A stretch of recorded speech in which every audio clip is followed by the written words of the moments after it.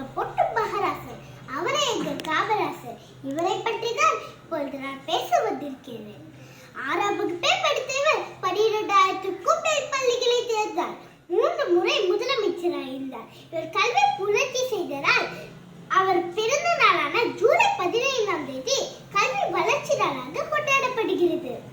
இவர் பல பாராட்டுகளை பரிசாக தந்தார். எண்ணற்ற தொழிற்சாலைகளை உருவாக்கினார்.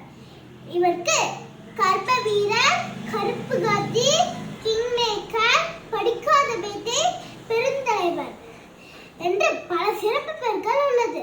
நாமும் அவர் வழியில் செல்வோம். வாழ்க பாரதம், வாழ்க கர்ப்ப வீரர் காமராஜர் புகழ். எனக்கு வாய்ப்பு கொடுத்தமைக்கும்